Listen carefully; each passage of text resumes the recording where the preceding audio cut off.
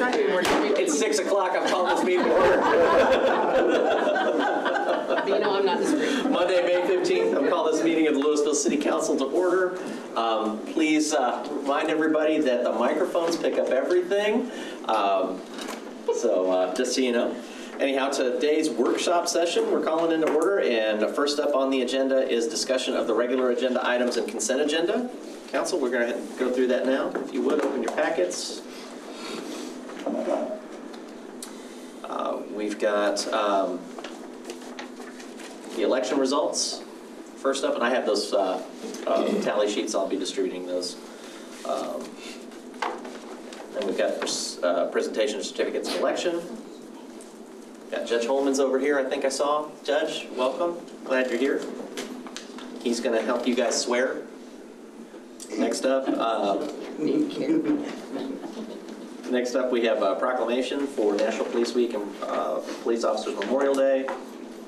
And we have a presentation of Police Shield Award. Chief Deaver's going to present that. F1, public hearing. This is to help with creating basically a system so that we're not putting retail in places where it doesn't make sense. Right. If you need a summary, Richard's here to. Yeah, he's right behind if you guys want to ask questions. Okay. All right, consent agenda. Item 2, any comments or questions on the minutes? Item 3, waiving the penalty and interest on property tax account 676742 Denton. That was interesting.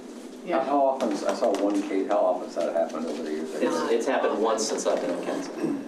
I've done it one time since in the past 4 years, other than today. Yeah, wow. Yeah, both times have been on your watch. Nothing to do with Mr. Herb. But yeah, and usually there's extenuating all kinds of documentation behind it. Item 4, TNMP. What's the next step after this, I guess? So basically this is to deny so that we start, it's kind of like a volley back and forth. So they send us this, we do research, we give a counter, and then we settle if we can settle. Yeah. Okay. That's $105, right? Something small like that. Oh, I'm sorry. Sorry. We're talking about TNMP the next one. I'm sorry. I didn't know it was topics. Sorry. But yes, it was, for that one it was. Yeah, for that one there's no more negotiating. We just sign the paper and send it back. Item 4, TNMP. Item 5, supplemental appropriations. Claire, do you want to go through this real quick? Well, the supplemental appropriations will all be discussed in your mid-year report that we're going to go through. So There you go. if you guys, I guess if you have any concerns about them, ask them during that, and we can take this off consent later if we need to. Item 6, nominating one member of the Board of Managers. The backup material didn't say it, but I'm assuming that the person who's currently representing us wants to do this again? Yes. Yeah. Yes. And that's pronounced Temmel. Thank you. I was going to ask you how that was pronounced. Yeah, Mayor Temmel. Former Mayor Temmel, but once a mayor, always a mayor is what I've heard. And I don't have any issues with. Well, they told me once honorable, always honorable. Well. Item 7. GO refunding.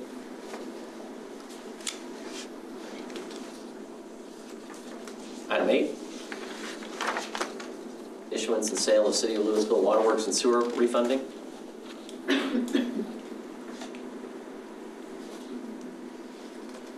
We have reports. Capital Improvements Advisory Committee. We have that in our packets. Closed session. We'll have one. Okay. We will have closed session. Any other comments or questions? All right, we'll move on to presentation of the fiscal year 22-23 mid-year budget. We have Deanne Tompkins presenting the PowerPoint. Deanne. Hi. Good evening, Mayor and Council. My name is Deanne, as I just said, and I'm the budget manager. I also wanted to point out that I have here tonight Ashley Carlisle. She is our budget analyst. And you've also met Charles Dyer. He's our city management intern. And are you going to hand off the presentation to him? Yes. Yes, and he doesn't even know about it. Oh, that would be good. find it. You can't escape. I'd like to thank you for the opportunity tonight to share our mid-year report with you. The theme of this year's presentation is public art, and therefore we have some images of the city's public art projects that are included throughout this presentation.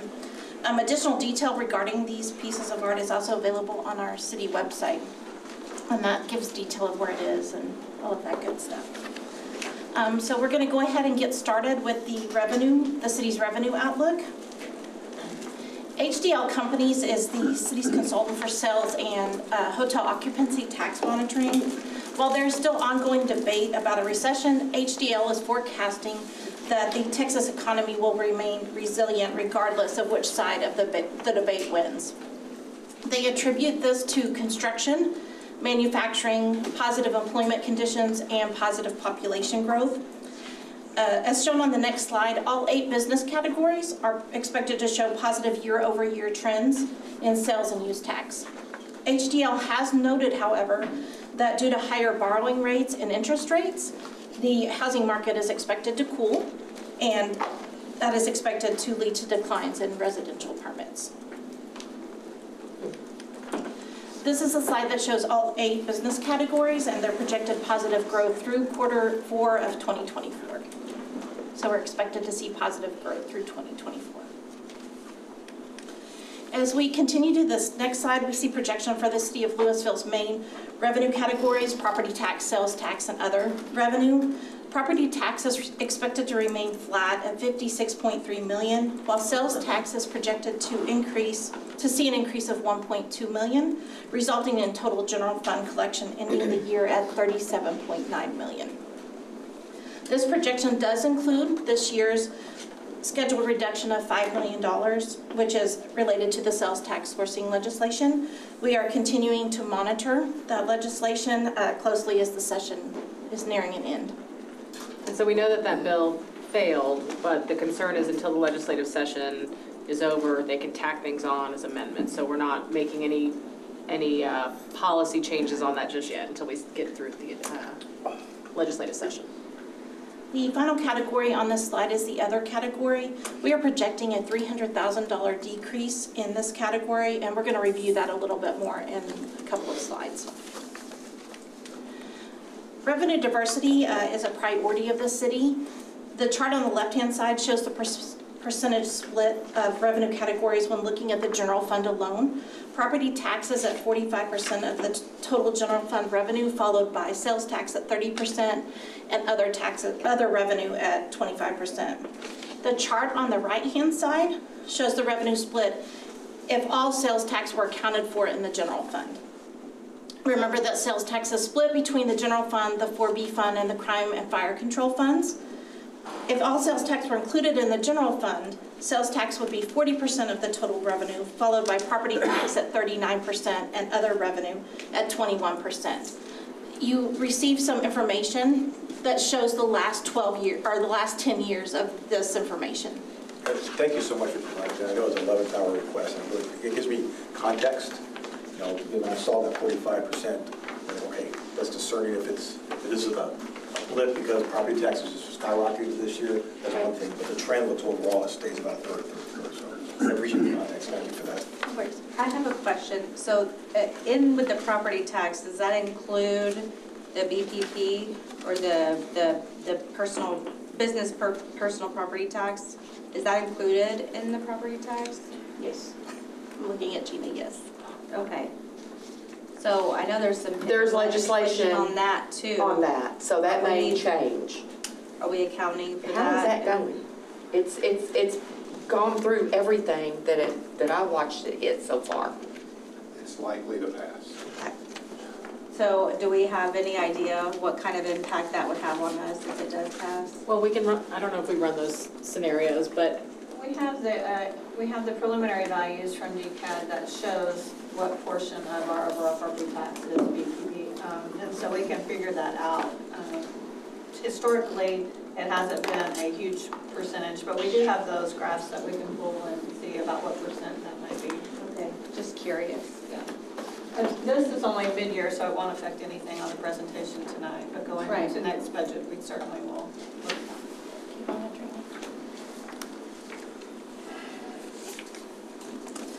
A couple of slides back, I mentioned that we would further review the other general fund revenue categories.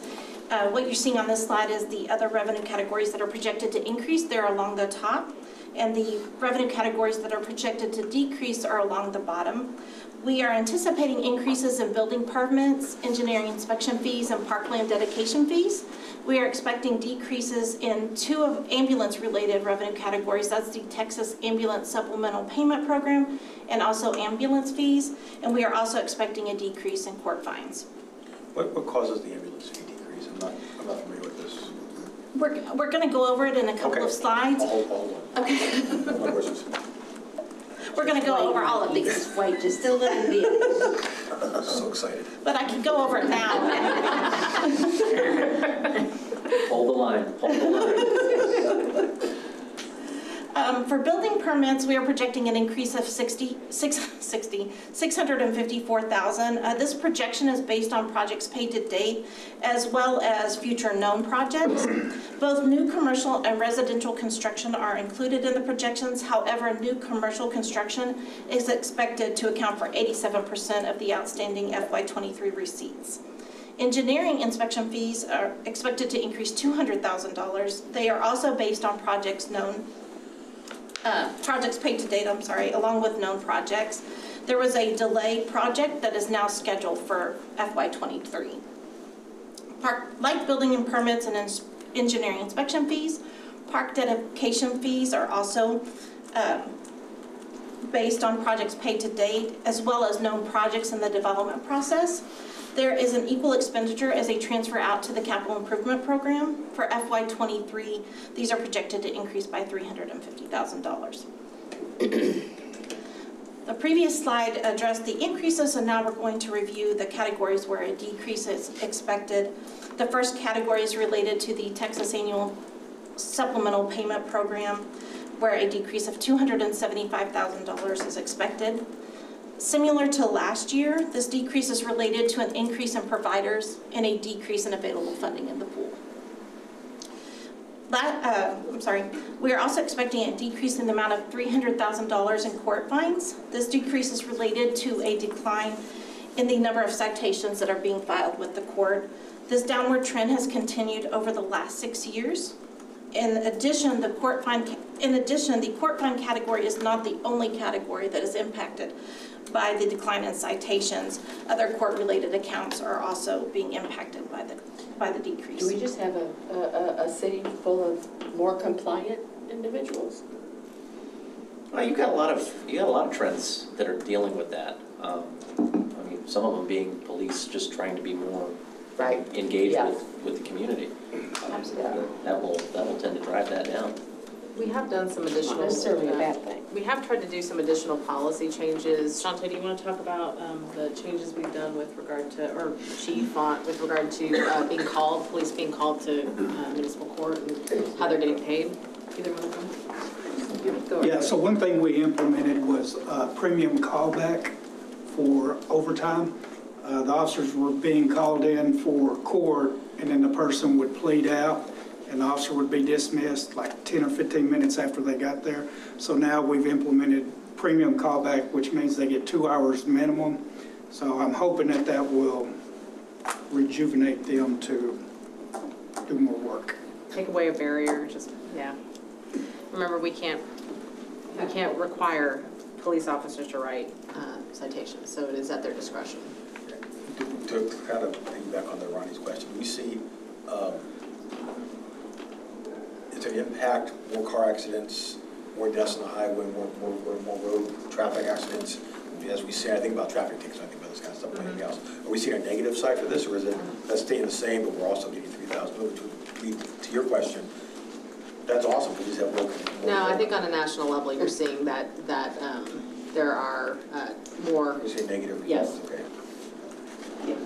And we looked at that information for our stats, and we did determine that, just because we're not necessarily writing more citations, we have not seen an increase in the amount of wrecks and things of that nature as well. So that has been constant. So here we go for ambulance fees. Another ambulance-related category is the ambulance fees, which is expecting a decrease of $504,000. A third party collects these fees for the city. Last year, the recovery rate was 38%. However, this fiscal year, the recovery rate has dropped to 32%. This drop reflects non-payment, and it may also reflect delayed payments, which we may or may not receive in the future.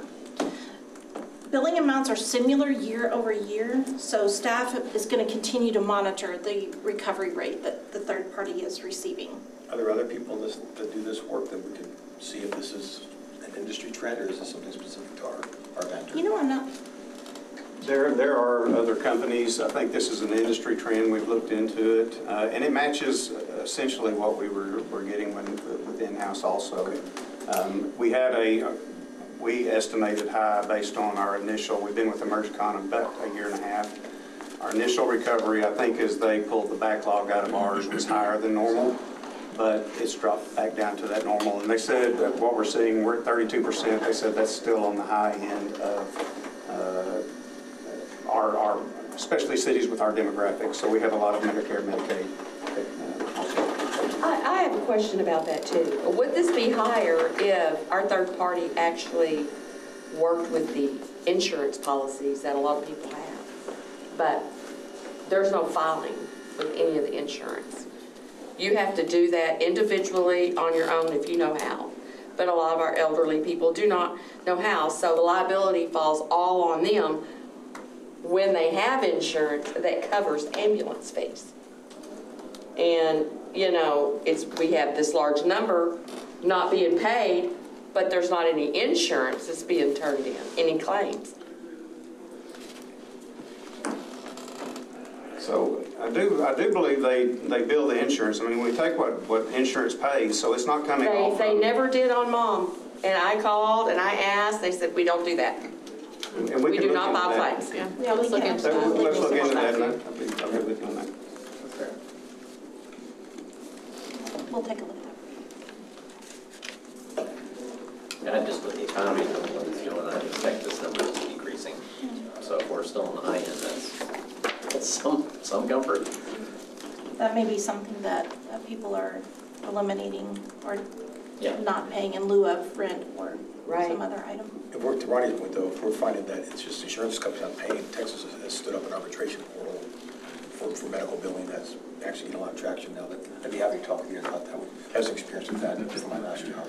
See if that's applicable at all. Okay.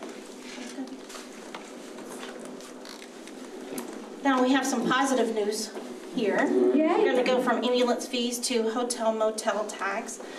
Since 2020, you guys are aware that we have been monitoring the hotel motel tax very closely, and we've been budgeting it very conservatively because of the significant impact that the pandemic had on this revenue source.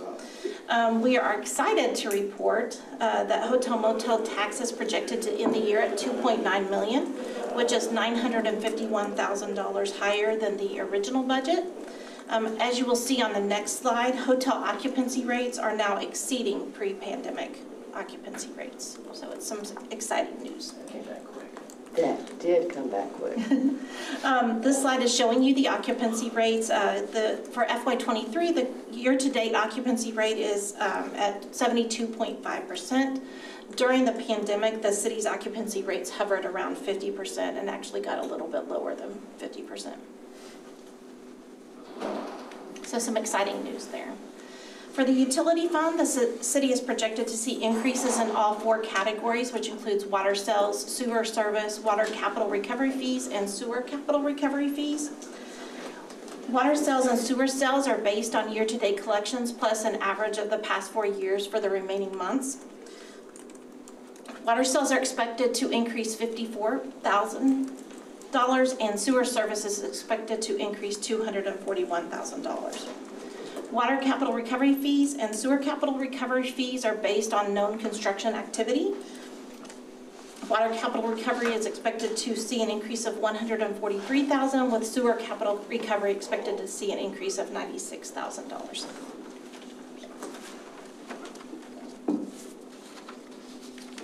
The remaining 3 sales tax funds, 4B, crime control and fire control, are expected to see an end-of-year increase in sales tax collections as well. The 4B sales tax is expected to end the year at $9.5 million, which is an increase of $800,000.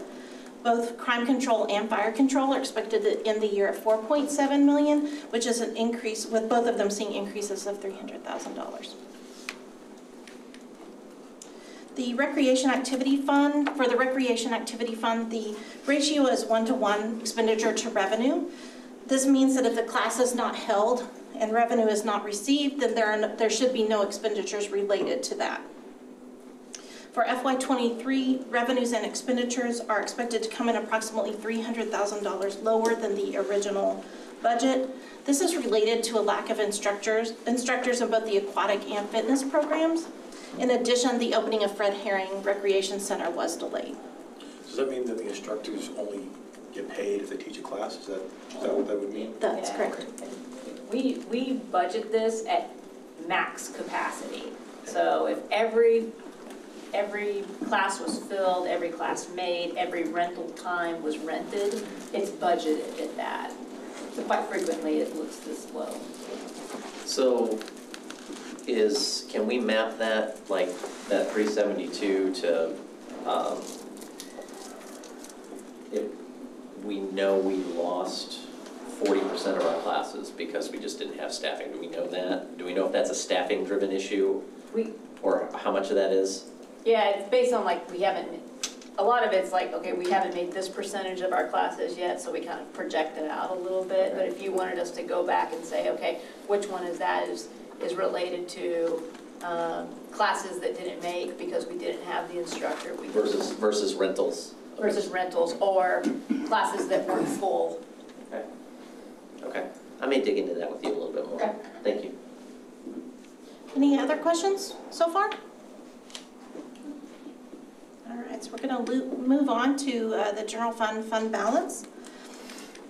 The adopted budget for our general fund reserves was $18.3 million, with the revised budget being $28.6 million. This increase includes an additional $10 million to cover the additional costs related to construction of the joint public safety building, along with $307,000 in purchase order soft closes. After the 20% operating reserve of $24.8 million, the general fund is left with an undesignated reserve of $10.4 million. Can you explain to them what purchase order soft closes mean? Absolutely. So at the end of every fiscal year, we have a number of purchase orders where maybe they've placed the order and it hasn't come in yet, or usually it's a service we've paid for, but they weren't able to finish the service, and so that will carry over to the next fiscal year. And we bring that to you on an agenda item at the beginning of the fiscal year for approval. And so basically that budget rolls over from one year to the next through a purchase order.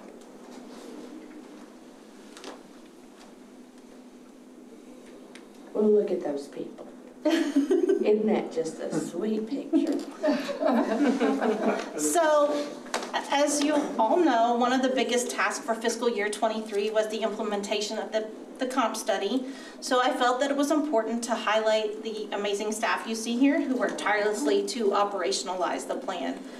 While it is too early to tell what impact the plan will ultimately have on hiring, retention, and employee satisfaction, it's important to note that during a job fair for seasonal hires, Lewisville was placed between 2 neighboring cities and had the highest pay for seasonal positions along with the most interest.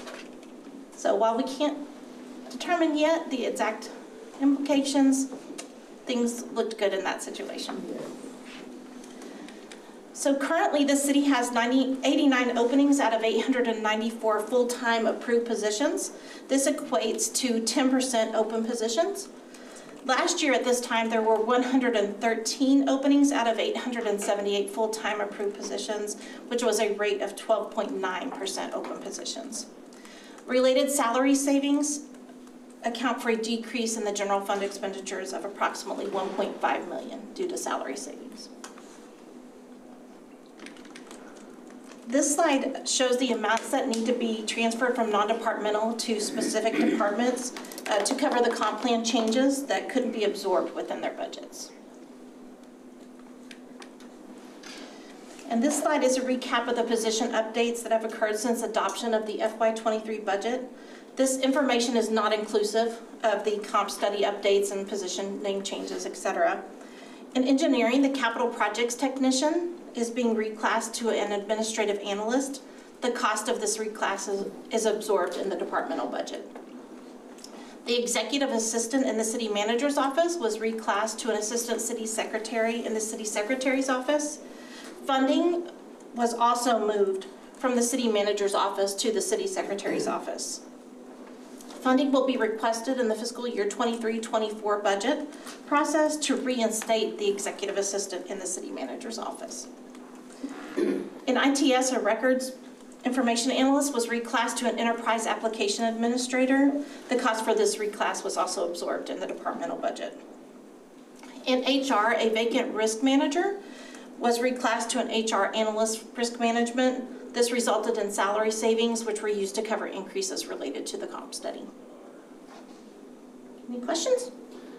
The assistant city secretary, that was half was being funded by the city manager's office, or was it full? No, that was actually our, we had an administrative assistant that we had added in the last budget year, prior budget year, and that was shared. The position we changed was fully city manager. Okay. We were just letting Julie use Jennifer. Got it. I took advantage. Full advantage. FTEs. Got it. Thank you. All right, we're moving on to supplemental appropriations. The first supplemental appropriation is a request of $2.225 million in the debt service fund. This is based on advice from the city's financial advisor to pay an additional principal payment in the amount of $2.25 million on callable bonds. The payment will save on interest, and it may also be an option for next fiscal year. A supplemental appropriation in the amount of $119,000 is also being requested for the utility fund. This is related to the additional revenue that is projected in both water and sewer sales, as was shown on slide 13. Because of the increase in revenue, the franchise fee and pilot amounts, which are based on the percentage of water and sewer revenue and due to the general fund, have increased. In addition, a $2.223 million was budgeted in public services rather than non-departmental for the 2023 indirect cost allocation, and this is being moved back to non-departmental where it has historically been budgeted. For the TERS 1 fund, a $165,000 supplemental is being requested to cover costs related to an economic development agreement between the city and XMPK LLC. The agreement is related to development at the southeast corner of Harris Street and East Walter Street. The requested amount consists of $125,000 attributed to an environmental remediation grant, with the remaining $40,000 allocated to an alley grant. A $464,000 supplemental is being requested in the TERS 3 fund. This amount is related to a reimbursement agreement with Bright Realty and supports the projected zone reimbursements for public improvement project costs and economic development activity. There's corresponding revenue that relates to this expense that comes from city and county property taxes generated by the TERS. The county portion is what's being requested, and this will be the final payment for FY23. For the OPEB fund, a supplemental in the amount of $31,452 is being requested. This fund accounts for future liability associated with retiree health claims. This increase is based on the latest actuarial study, which assessed current liabilities. And on our final slide, this is a picture of our fire arson dog, Selena. She really has nothing to do with the rest of the presentation, but I just think she's precious and she looks like she's smiling, even though she is drooling a little bit, so I included her in the presentation. If you've ever been to Deanne's office, she has dogs all over her place. She's just precious, and I couldn't leave her out, and I couldn't relate her somehow to public art. She's listening intently, waiting on the questions. So we will end the presentation on that note, and I just need to open it up for any questions. Council? The only question I have, Claire, for the TERS 3, I know I requested like a report to kind of see where, I know we have a set dollar amount. Yeah. When are we going to see that? We can get it to you. For the TERS 3, how long would it take to get, you just want to see how much money are due to spend? I know we have a certain amount that's allocated in the deal agreement we made with them. I just want to kind of make sure we're counting that down, so, you know. Sure, we have created, actually, Brenda had started this and we're just maintaining it. Spreadsheet that shows all the liabilities and then with each payment and when the timing is so that there's no, I mean, it might take 20 years for this to be, you know, fully paid down, so. I can send it to you tomorrow. Yeah, but we can get that together. And the purpose we asked for back then and it's still now, it's like when we get more council members and we get further down the line, I want to make sure we're still in alignment with what we agreed to. Sure. I might be on life support when we pay it, but Yeah. I'll still come in. We're going to hold the line. Ms. Tompkins? That's it. Thank you. Thank you. Thank you. Kristen, I might add that the business personal property made up 11.8% of our overall property tax. Okay, thank you.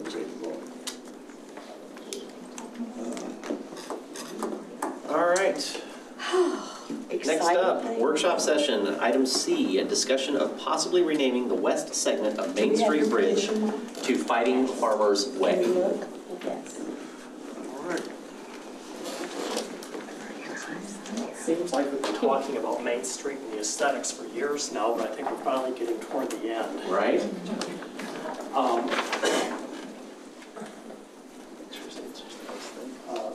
What we're discussing this evening is formally renaming Main Street from the center point of Main Street at I-35 overpass to the west right-of-way line of I-35. There's several reasons we want to do this. We want to identify the corridor, commemorate the fighting farmers, of course, and it's a source of community pride. If we do this renaming, TxDOT will provide directional signs on the main lanes of the freeway that indicate that it's an exit for not only Main Street, but for Fighting Farmers Way. It also gives the city the ability to add a street name to the actual face of the bridge, which is really what we're after here. This is also as a result of the loss of the water tower and then all the gyrations we went through trying to come up with some graphics that were somewhat thwarted by TxDOT. And so this is our next option. Just as a reminder, this is the murals that will go on the walls adjacent to the interchange. You can see originally the design for the Fighting Farmers mural on the bottom had the word Fighting Farmers on it. And then at the very last minute, we found out that TxDOT would not allow lettering on the murals. Other than Lewisville. They love, Other than Lewisville. Yeah, because it was the name of the city. That was their explanation. Yeah, see, they were selective with the UNT crap. That was a policy that happened after. Yes, there was a policy that happened afterwards. Go on, David, we're just being. Yeah, go ahead. We like this because there's more than one way to skin a cat. Yes, exactly. So anyway, we've got a couple of different options for putting the name on the bridge. Sorry, these are the best photos I was able to get a hold of. But the first one on the left is bolted on metal lettering. And our consultant tells us that this would cost roughly $21,500 to have lettering like this on the face of the bridge. If we want the lettering to be embossed, which would basically be the same, it'd be the same process that the state's using to put the murals, the 3D murals on the walls. It's basically a layering of concrete with form liners. That's the option on the right, and that one's, they estimate it's almost the same cost, $22,000 to do it that way. So, you know, and obviously, you know, rather than letters that are bolted on, it would just be kind of pressed into the face of the bridge. A couple couple of examples of the signage that would be on the main lanes that TxDOT would actually provide if the street name is formally changed. And these are just mock-ups of existing signage that we already have on 35. So instead of just Main Street, it would say Main Street / Fighting Farmers Way.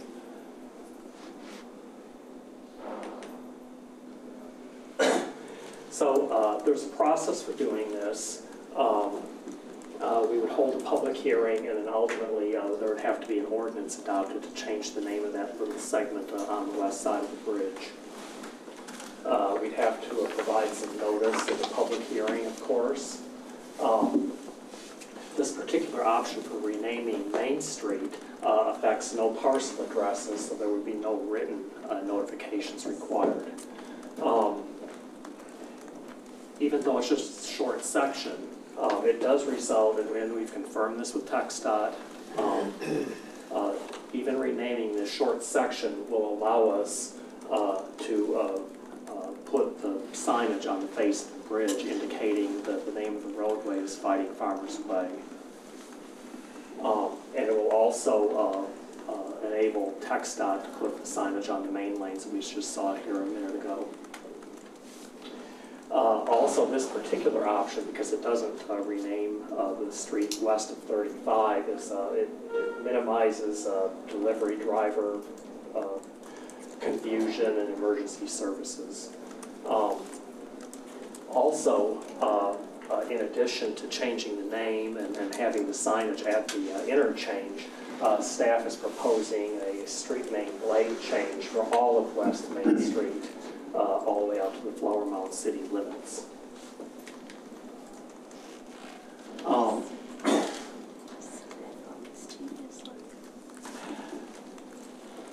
These are two options that have been proposed, and these are options that we know that the state would allow for us to put on the West Main Street. And this is a mock-up. This is the type of sign that would go on the mast arms of the signal arms along West Main Street. And again, we've got the two different options.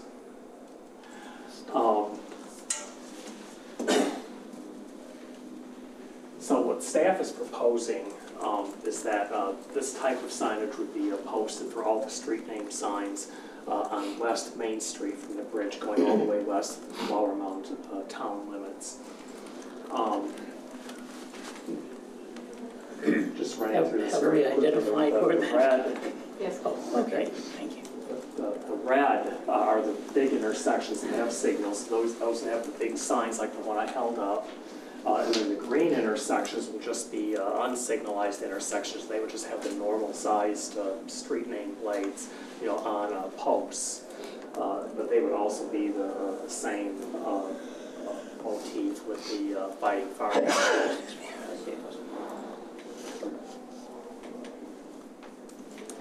All the way out to Flower Mound, Garden Ridge Boulevard.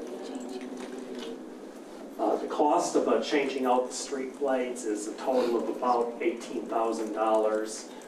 And you can see the big signs are much more expensive, and there's quite a few more of those. So anyway, it's in the grand scheme of things, given our aesthetics package, it's really kind of a small amount compared to everything else. I think that quite a few of our existing signs along that corridor are looking pretty rough anyway, so we probably need to replace them anyway. So It's a wash. it's a wash, I think so. I did note that the Kirkpatrick intersection is not included. Well, neither was Garden Ridge. Garden Ridge is. Oh, was it? But that's Flower Mound, is it not? Kirkpatrick? It's a piece of it. This side is Lewisville, that side is Flower Mound. And so, and The also, actual intersection is actually in Flower Mound for Kirkpatrick. The city limits line is on the north side. yeah, so Bob, I know you were asked about that Flower Mound signage that's right there. So I talked to engineering about it, and actually that right-of-way is included in Flower Mound, so it goes to the other side of the road, and so they're literally, just that parkway, yeah, is theirs. Yeah. See, You want to do a land can we get a grant? billboard to do that? He's been asking me to remove that sign. So this evening, staff is looking for direction on whether or not to pursue the street name change, whether there's a preference with regard to the bridge lettering, either the embossed or the bolted on metal letters. And then, of course, whether or not to move forward with the street blade change. I'll jump in. I'm sorry that you guys had to do all this because TxDOT was being very difficult, but I appreciate the work that you did and the time that you took to do this, considering, you know, kind of with the water tower and what we told our residents what we're going to do. So I am fully on board with the name change. As far as the options, I'm not a design person, so I go whatever the will of the council. I'm having a hard time being on board with this, but I'm going to support it. Spoken like somebody who just got reelected. Yes, I love this, and I like the second lettering option. The embossing? Yes. Okay. I mean, we're talking a $500 difference. A lot of people's purses cost more than that, so for that bold of a statement, yes, absolutely. Patrick? I like it as well. I'm all for the name change. I love Ronnie. I like the embossed. I think that looks more permanent, looks there's more heft to it. More in your face state. Yeah, and, you know, my concern with the lettering is that, you know, eventually someone's going to land on there and you're going to have burger droppings on it and stuff. It's just, and I guess it's going to be precedent. Way too far. I like this. And I love the street signs. I like that one better. You like the more maroon? Yeah, I like the more maroon better. Yeah. You want like 4 times the size to put it right at the border. For Bob. No object. This is the Bob sign. That is the I want small people to sign. know that I live in Lewisville. That is the small size? I'm sorry, this is the small sign, so the, Well, yeah, the other ones, how big are those? 12-inch letters. 12-inch letters. So it's twice as big. Nice, yes. I'm good with everything, and I am a design person, and Whatever William says. I do like the embossed. I question whether or not you're going to get the contrast, whether you're going to be able to see it or not. So I mentioned too it'll have to be painted like the murals. So they'll have to paint the lettering. if you do that, then you're good to go. Does that cost include the painting of it? Yes, it does. Sweet. just make sure they use the right color.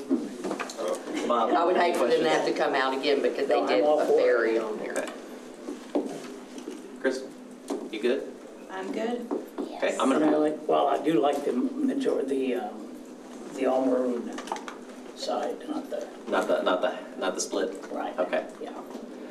So I'm going to make one specific comment about this. First of all, I love it. I think it's great. This is not a name change, No.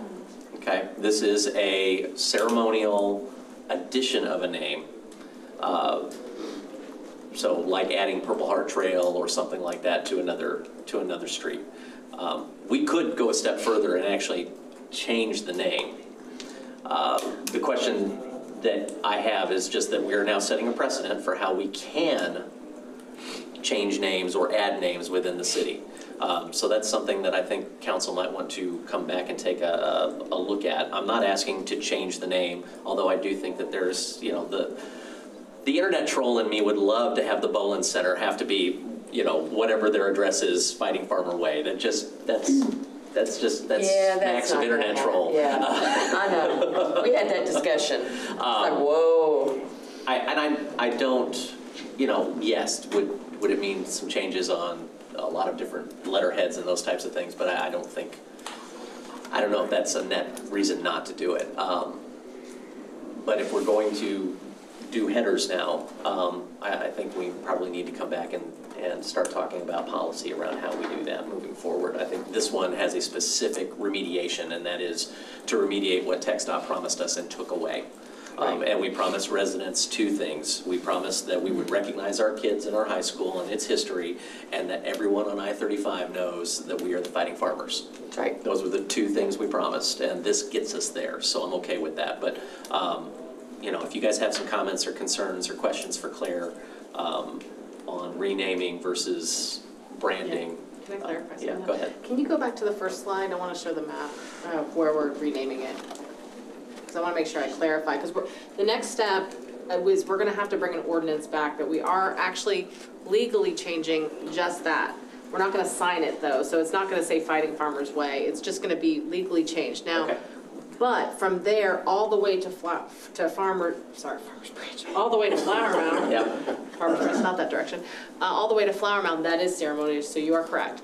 And I say ceremonial, it's just when you get off on, it's going to say Fighting Farmers Way. We're not signing anything Fighting Farmers Way, but we do have this kind of logo look so that people know this. We're coming up to the Fighting Farmers territory, right? But your GPS is not going to say take a left on Fighting Farmers Way. That's right. Not yet. Yeah. Well, but if we change the name officially, we would need to provide notice to all those property owners. I would think that would be the process you would want to follow, because they're gonna have to change all their business cards, everything like that, so. I think we'll, when we do the public hearings, we'll kind of, people may assume that, and so we'll get a good feel of where people are with that, because I think that's gonna be the first assumption that they may have, even though we've said that's not what we're gonna do. Right. So I think we'll get a good feeling and say, if people like it, I mean, why not? But if not, let's not. I mean, there's something to be said for the British voice that speaks to you in your car. Well, Turn left on Fighting Farmer. No, never mind. So I have a question just out of pure curiosity.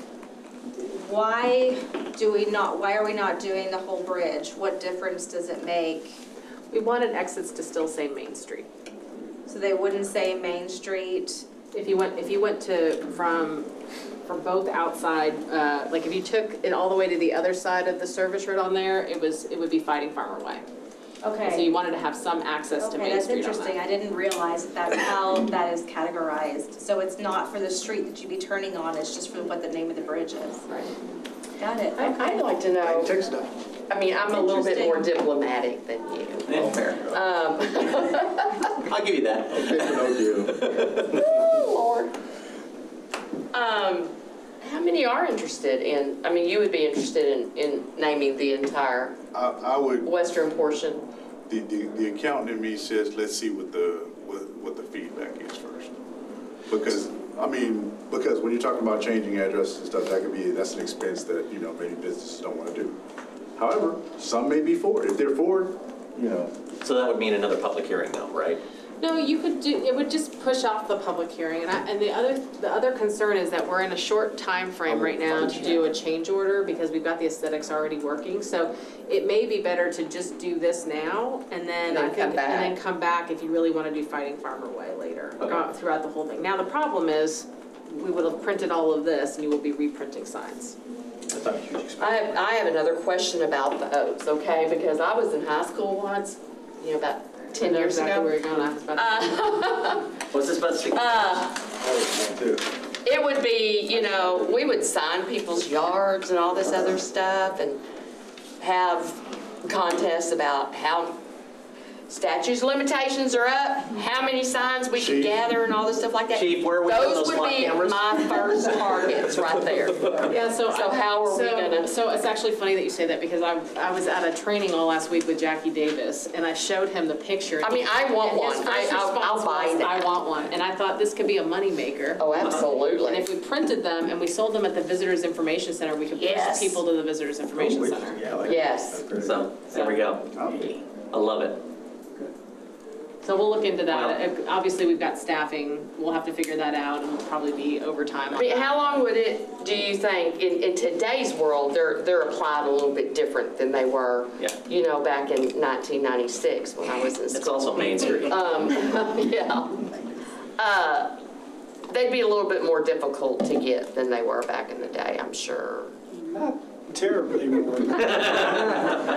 Chief, here's your chance to get some more flock cameras. Well, we just have a lot more cameras, though. Okay. And if you said 10 years, then the statute of limitations is not up. Mr. Salmon, do you have Oh, he just. what you need? Just quote them all. All right. Just quoting it. And I want to personally thank Ronnie and William for helping me put this on the agenda. I know that it's my prerogative to put things on the agenda, but I much would rather be doing that from a point of a couple of council members, as is our policy for adding stuff. So thank you, too, for at least entertaining the conversation. It was entertaining. All right. I think that is all we have for the workshop. With that, we are going to go ahead and take a break, and we will return to regular session at 7 p.m.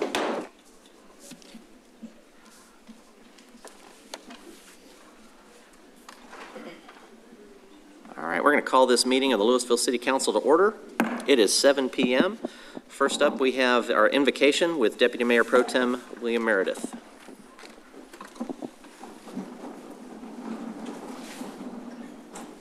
Please join me in a moment of silent contemplation.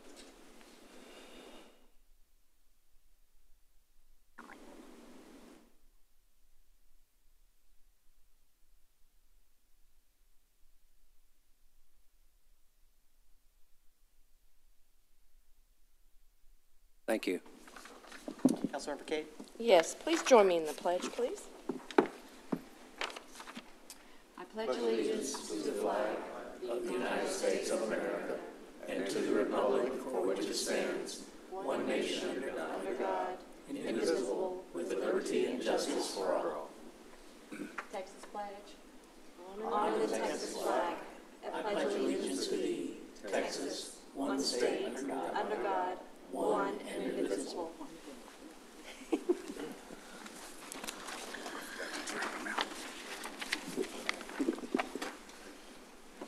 All right, first up, we have consideration of items relating to the May 6th, 2023 City of Lewisville City Council General Election. C1, canvass of the election returns for the City Council General Election. City Secretary Julie Worcester, if you would read the election results. Absolutely. In council member place number 1, Bob Troyer received 2,000 votes. He received 100% of the votes. In council member place number 3, Ronnie Cade received 2,066 votes for 82.94%, and Will Ignacy received 425 votes for a total of 17.06%. We had a total of 2,734 voters. Council, I'll entertain a motion to approve the resolution declaring the results of the City Council election. I move to approve. Second. I have a motion and a second. Council, please vote.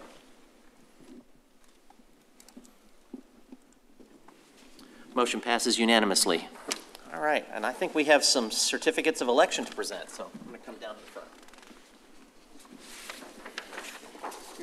Ronnie, Bob, you want to do anything?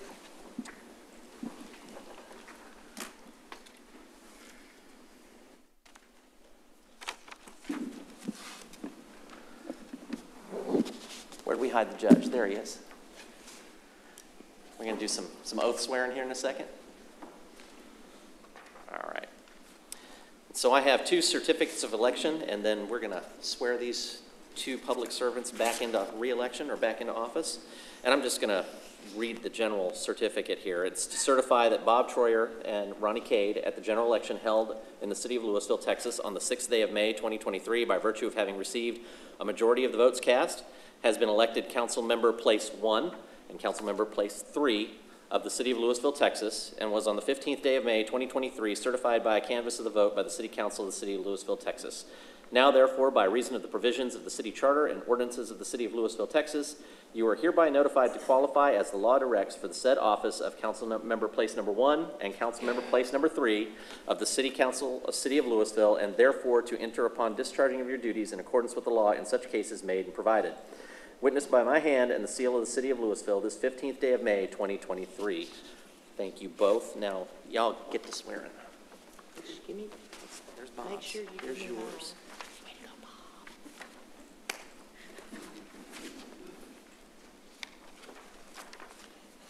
Are you ready? I am. You are, if you're ready. Please raise your right hand and please repeat after me.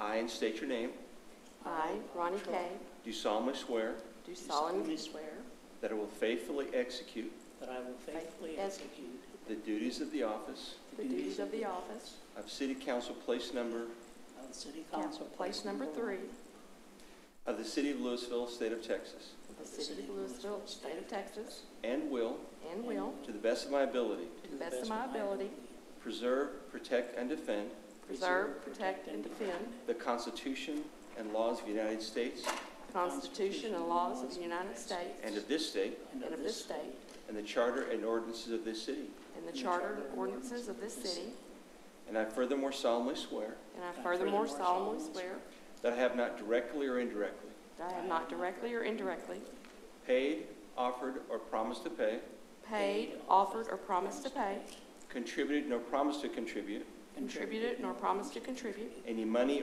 or valuable thing, any money or valuable thing, or promised any public office or employment or promised any public office or employment as a reward as a reward for the giving or withholding a vote for the giving or withholding a vote at the election at which I was elected, which I was elected. so help me God. So help me God. Congratulations.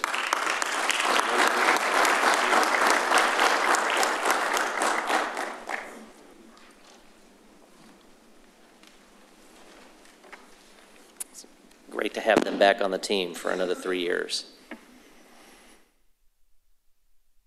All right, next up we have a proclamation. Chief, did you want to do all these together or? Okay, so if I could have all of our folks here from the PD, y'all come on down. I know it's not your favorite place to be at the front of the room, but I'm going to ask you to join me here for just a moment. All y'all. It's the inclusive part, all y'all.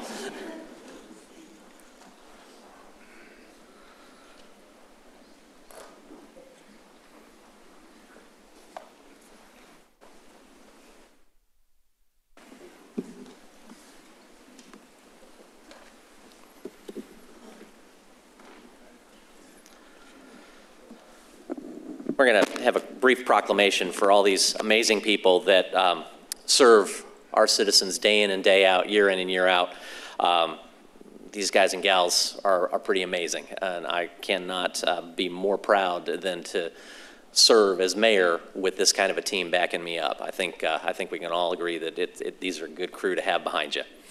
So whereas there are more than 800,000 law enforcement officers serving in communities across the United States, including the dedicated members of the Lewisville Police Department, and whereas since the first recorded death in 1786, more than 23,000 law enforcement officers in the United States have made the ultimate sacrifice and been killed in the line of duty, and whereas the names of these 23,785 dedicated public servants are engraved on the walls of the National Law Enforcement Officers Memorial in Washington, D.C., and whereas the number of law enforcement professionals nationwide who died in the line of duty in 2026 was 226, and whereas Texas experienced the largest number of law enforcement officer fatalities in all U.S. states in 2022 with 33 line-of-duty deaths, and whereas May 15th is designated as Peace Officers Memorial Day in honor of all fallen officers and their families, and the U.S. flag should be flown at half-staff, now therefore I, T.J. Gilmore, Mayor of the City of Lewisville, Texas, do hereby proclaim the week of May 14th through 20th, 2023 as National Police Week, and specifically May 15th, 2023 as Police Officers Memorial Day in the City of Lewisville, and urge all citizens to make every effort to express heartfelt appreciation to the men and women who have sacrificed their lives to guard us and our loved ones against all who would violate the law. Proclaimed this, the 15th day of May, 2023. I want to thank you all. Let's give them a hand.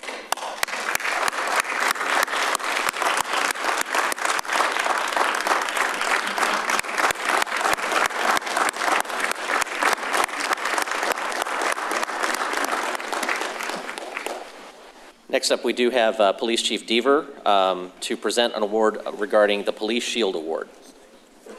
Now, y'all get to stay. You have them stay? They can stay. They need to stay. Y'all got his back, right? Yeah. That's it. That's it. And thank you, Mayor, for y'all's continued support. I also want to ask Stephanie Gore to come up. She's the principal at Huffines. So the Police Shield is awarded to any employee who is seriously injured in the line of duty. On April 8, 2022, while on duty as a school resource officer at Huffines Middle School, Officer Robert Lee responded to a report of a fight in progress. Officer Lee attempted to break up the volatile situation, at which time he was violently attacked by a student. During the assault, Officer Lee's left humerus bone, which is here, right? That's a humerus, going back to my kinesiology days. That was broken in half, leaving his arm completely unusable. and he's in a fight with another person and can't use one arm. So he was literally had one arm tied behind his back, so to speak. Ultimately, he needed immediate surgery to repair the broken bone, which required a titanium plate and 10 screws.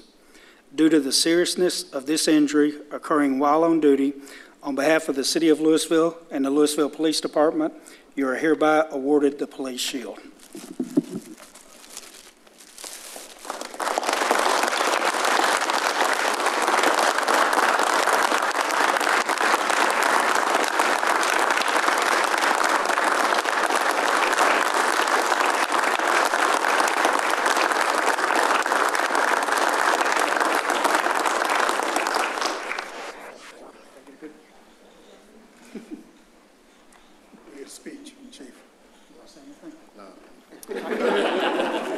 Principal, would you like to say a few words?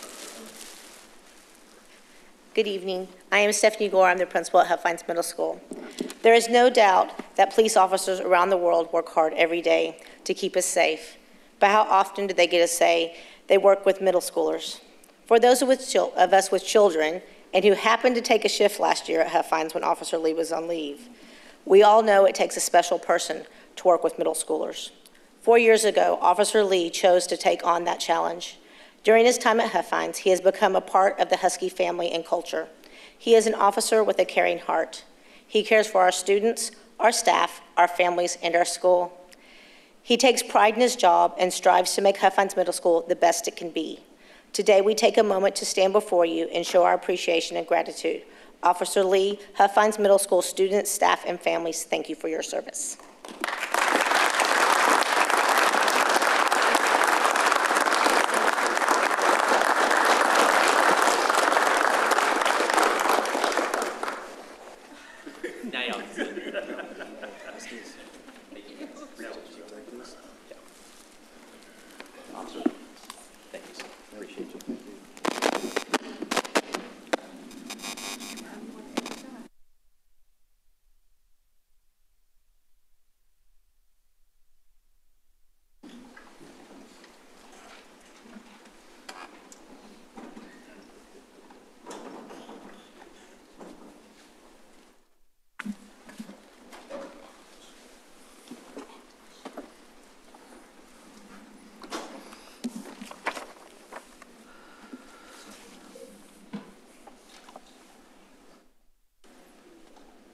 Item F, number 1, public hearing. Consideration of an ordinance amending ordinance number 0428-22-ZON, known as the Castle Hills Plan Development District, by amending Section 5, the Realm Subdistrict, to include additional standards for multifamily development in the General Business 2 Base Zoning District, and Sections 7, definitions, to add a definition for a live-work unit.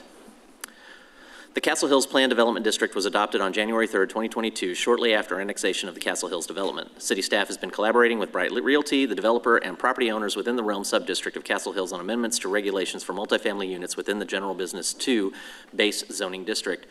The changes establish live-work units by providing a definition and regulation for their use. The amendments clarify and provide more flexibility on the ground floor multifamily units. The Planning and Zoning Commission recommended unanimous approval 6-0 on May 2nd, 2023. It is recommended that the City Council approve the ordinance as set forth in the caption above. We do have Mr. Richard Lutke, our Planning Director, available for questions. If there are none, I will entertain a motion to close the public hearing. Motion to close the public hearing. Second. I have a motion and a second. Council, please vote. Motion to close the public hearing passes. I'll entertain a motion to approve the ordinance.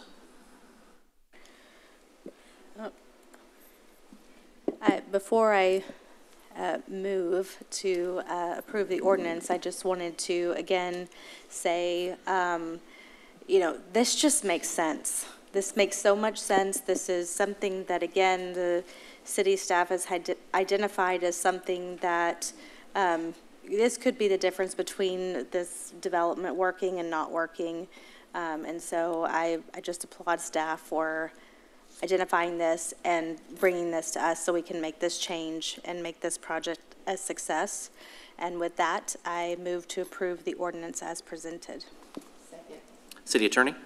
This is an ordinance of the Lewisville City Council amending ordinance number 0428-22-ZON, known as the Castle Hills Plan Development, by amending Section 5 of the Realm Subdistrict to include additional standards for multifamily development in the General Business 2 zoning district, and Section 7, definitions, to add a definition for live-work unit, correcting the list of existing planned developments found in Exhibit 6.7.1-1 of Volume 2 of the Lewisville City Code, known as the Unified Development Code, providing for repeal or severability, a penalty, and an effective date, and declaring an emergency.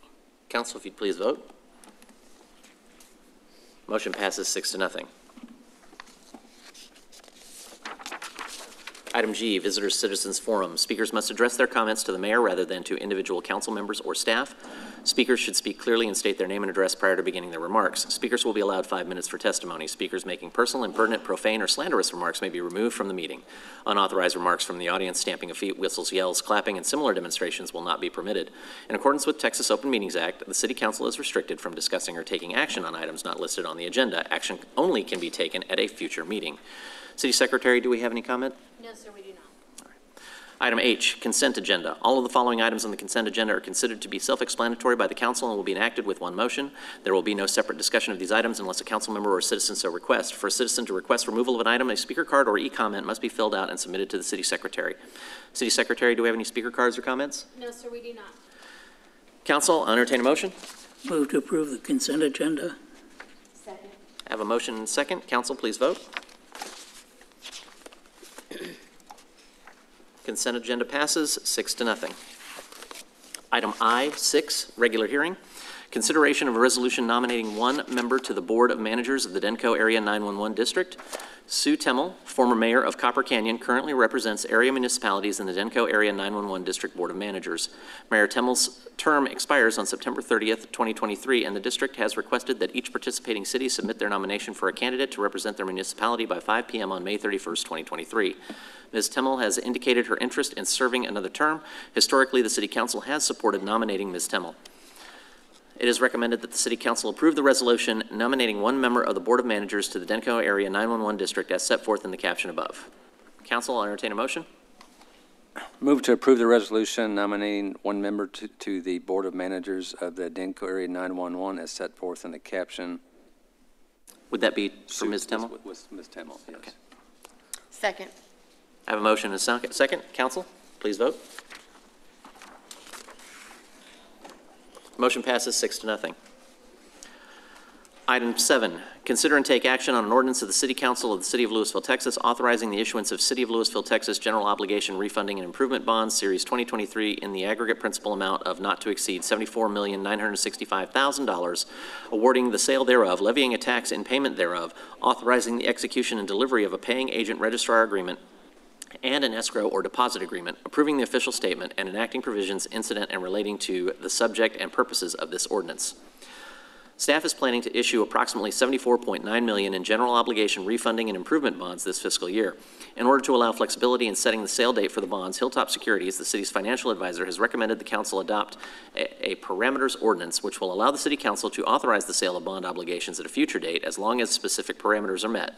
This provides the flexibility needed to ensure the issuance is sold when most practical and economically feasible. Authority granted by the ordinance expires 1 year from the date of approval. Projects to be funded through the issuance include the design and construction of a joint public safety complex and repairs to various roadways in the Valley 1, Valley 4, and Meadow Glen subdivisions, East Jones Street, trail development, and costs associated with the issuance of the bonds. It's recommended that the City Council approve the ordinance as set forth in the caption above. Council? Mr. Mayor, I move to approve the ordinance as presented. Second. I have a motion and a second. City Attorney? This is an ordinance providing for the issuance of City of Lewisville, Texas General Obligation Refunding and Improvement Bonds 2023 in the aggregate principal amount of not to exceed $74,965,000, awarding the sale thereof, levying a tax in payment thereof, authorizing the execution and delivery of a paying agent registrar agreement, and an escrow or deposit agreement, approving the official statement and enacting provisions incident and relating to the subject and purpose of this ordinance. Council, please vote.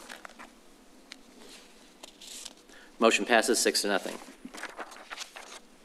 Item 8, Consider and take action on an ordinance of the City Council of the City of Lewisville, Texas, authorizing the issuance and sale of City of Lewisville, Texas waterworks and sewer system refunding and improvement bonds, Series 2023, in the aggregate principal amount of not to exceed $17,730,000, providing for the security for and payment of said bonds, authorizing the execution and delivery of a paying agent registrar agreement, an escrow or deposit agreement, approving the official statement, and enacting other provisions relating thereto.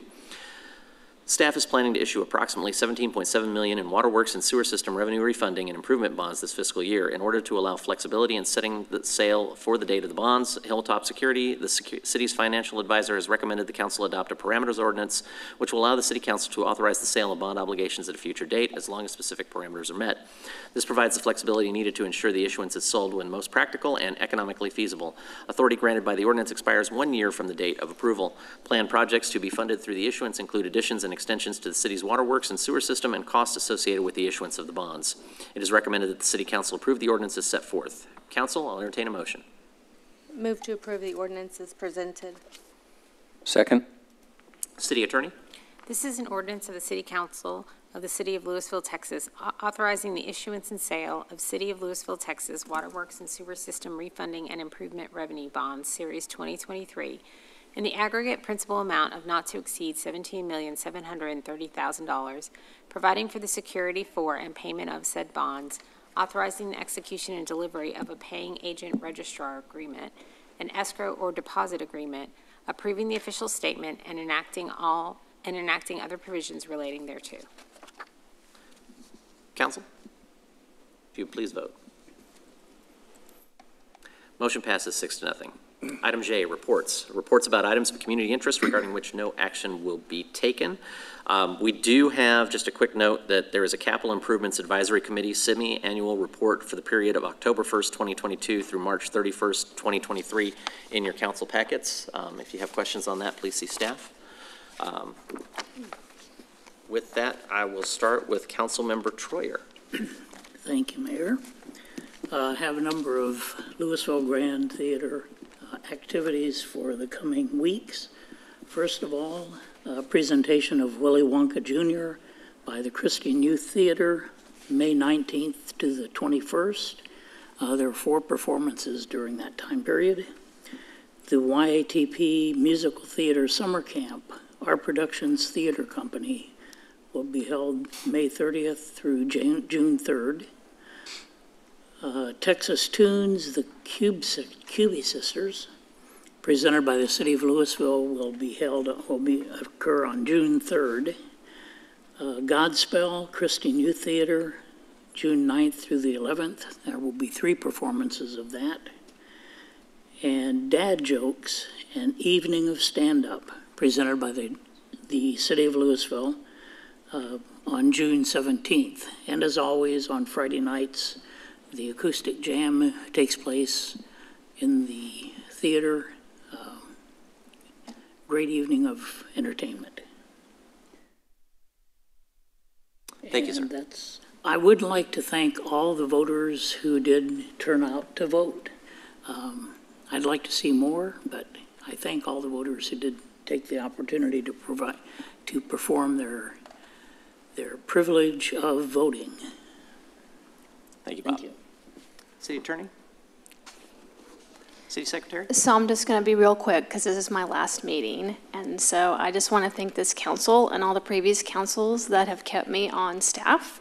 I've worked for 4 mayors, 3 city managers, over 21 city council members, and I've attended over 300 meetings. So it has been a blessing to be able to have this career, especially in this city. It's an amazing city, and I'm very thankful to have been able to work here for over 23 years. Thank you, Julie. What do you got to follow that? No report, Mayor. No report. No report. Mayor, I too am here for my last meeting. So my very last report to y'all in terms of the lake level is that it remains right under the normal pool elevation. So thank you. Thank you, sir. There's a button there somewhere. So being that this is his last report, today was the day we interviewed for his replacement, but withholding a the final outcome of that. Next meeting, we will have an announcement. All right, I'm going to expect some lake level training. Chief? Councilmember Green? I was just going to mention that we do have a job fair coming up at Thrive on Thursday for our part-time and seasonal summertime employees for our pools and some of our day camps. We're all going to want to swim in the pool, so we need lifeguards, and we're paying pretty good, I think. So come out on May 18th at Thrive between 1 and 5 to apply. Thank you. Councilmember Jones? All right, I know the mayor's going to have a big to-do for Julie, but just to let her know, Julie, you're going to be missed. You're the greatest. You know, we may have a new city manager, but we're going to keep your plaque close to him. City secretary, I'm sorry. I promoted you on accident. But I also want to tell Keith Marvin, we will miss you. You are the best to do the lake reports. We will miss that smooth baritone. Yeah. It is. One other thing, so, you know, we talked about the issuance of bonds, but I just want to celebrate our finance team and our being reaffirmed with the AAA bond rating. That is not an easy task. There's a lot of hard work that goes into that, and so we just want to let people know that that our finance team and our whole team is doing a great job with taxpayer money. So I just want to kind of go real quick through the three things. They said strong expected economic growth is what led to this finding due to the annexation of Castle Hills, solid finances, maintenance of solid reserves, which we very high, supported by growing major revenue, and a very strong management with strong financial management policies and practices. So I want to celebrate you guys and say thank you, and we appreciate all the work that you do. That's all I have, Mayor. Councilmember Cade? Yes, I would like to say, Julie, you're going to be missed. And I know it hasn't always been easy. I'm one of the most innocent ones up here, but I know dealing with some of our other council members, it's been like herding cats at times, but you hung in there, and I really do appreciate you. You're really going to be missed. It's going to be hard to fill your shoes. And we definitely are going to be missing you can always, you know, pre-record and send them in. But, hey Siri, and thank what's the you, lake staff. called? Yeah, really. Thank you, staff, again for all the hard work you've done over the last couple of weeks. Kristen and I had a chance to attend the Focus North Texas and Grapevine planning conference, and there was a lot of interesting things that came out of there. So I was so pleased to say I was excited to see a lot of our appointed board members at this conference, and that was good. Good job. And council, because Keith and Julie, if you guys want to add something, I'd be more than happy to go back around the horn again. Ooh, Well, nothing like putting you on the spot. I'll take that opportunity. So, Julie, thank you for keeping me out of trouble. Always reminding me when my reports are due, because I forget. So I do appreciate you. I appreciate just being able to stop by your office and have a little chat, and you keeping us on point, and just being a good friend too. So I appreciate you. Will be missed. But I know that you're ready to get out of here and go have some fun. So congratulations to you as well. Keith, you've got a really hard job. I have been incredibly impressed with all you've managed to juggle. I remember, I believe I was on P&Z whenever you came on board, and just getting, because we were also the Capital Improvements Committee as well, and you would come in and give, and I was just blown away by the amount of stuff that you are in charge of. I'm so impressed by the Public Services Department. Me and my husband talk about it. Parks and Public Services, you guys are on it. And I know that comes from your leadership and guidance. And so I know you've also worked hard, and you're ready to get out and go have some fun. So we will miss you as well. And but go have some fun. Thank you, TJ. Appreciate that, Mayor, opportunity. So, Julie, you know how I feel about you, so I'm not going to rehash what everybody's said, so you're going to be missed terribly. Keith, I will give you $10 for every public comment you come up and you report their lake level. So, it's a standing offer. I'll give it to you after the meeting, so you'll be missed as well. Thank you. Yeah, I want to congratulate Julie and Keith on their retirement. I think Julie was one of the first people that I met here, so I know I had a lot of questions. She got me through this process. Appreciate everything she's done. Keith was one of the first people that I met. Actually got a tour of the wastewater treatment plant. That's one of the best tours I think I've ever taken. So congratulations and enjoy retirement. And I'll just add my congratulations to Keith and Julie. Yeah, the tour of the plant was every time I've done it, it's been great. And Julie,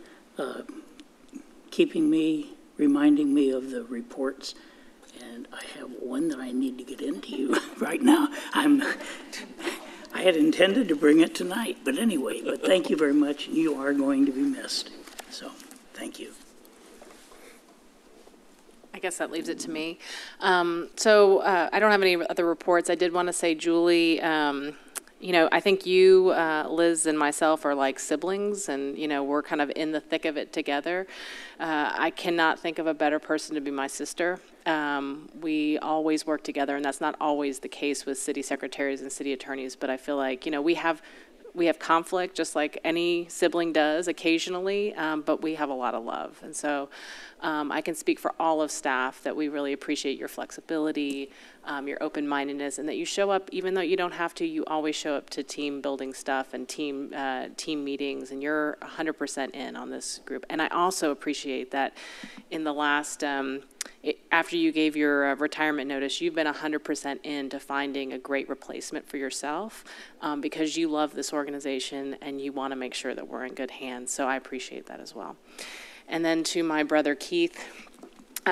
Keith, you are an amazing individual, so analytical, and I think you have taken public services to another level than it was before. But what I love most about you is that you have, your team loves you, and they love you because you trusted them. You had a team that had not been empowered before, and you believed in them, and you put them on the front lines, and you said, hey, I want you to get up there, and you have a voice. And you had people working for you that never had a voice before, and you gave them a voice. And I really appreciate that, because that's the Lewisville way, and so I appreciate you leading that. And you have built the next generation of leaders in your organization to where it's okay. I mean, I'm going to be sad that you're leaving, but you've left us in good hands, so I really appreciate that as well. So just a quick couple of comments. Keith, fellow Scout dad, when Keith came in and told me he had a son in scouting, I knew we were in great hands, because I knew that processes were going to get followed, and I knew that we were going to have goals set and achieved. To echo Claire's comment, it's been a challenge. You've had to go and respond to your National Guard or State Guard requirements, and it's just proven that you've put in place a great team. And you've created a culture over there that shows that we care about people and we care about residents, and most importantly, we care about the team. And I could not thank you enough for leaving that kind of a legacy for our city. And that building speaks to what you've been able to achieve with that group. So thank you so much for your time here and your fellowship. And to you, Julie. So for those of you who may not know this story, the first time I filed for election, very first time, I walk in, I put in my paperwork, and I get a call from the city office. I'm like, oh, well, big deal. She goes, yeah, Mr. Gilmore, this is the city secretary's office. You owe like $4 to the library, and you can't file to serve if you owe money to the city. And it's been all downhill from there. No. Julie has been looking out for me since day one. since the first piece of paperwork I've ever had to file with this city. And I could not thank you enough for your insight, your vision, your ability to keep me on task, and your support of this council. It means a ton that we have a strong city secretary's office to be able to let us do what we do. I will miss you. And my last comment is, for those of you who voted, thank you for that 2,734 folks. Your voice, your vote, counted for roughly 48 residents.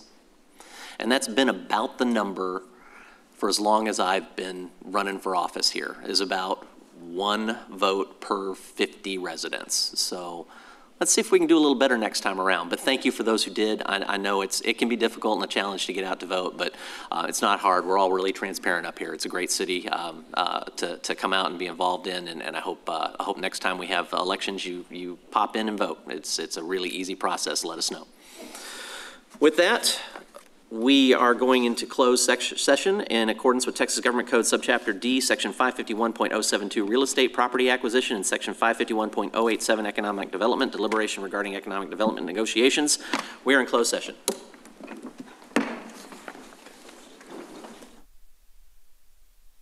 They're bigger. I mean, I can't. All right. We are back to regular session, and there is no further action to be taken on tonight's agenda. We are adjourned. That is 7:49. Actually, Taylor, I went to, he did actually got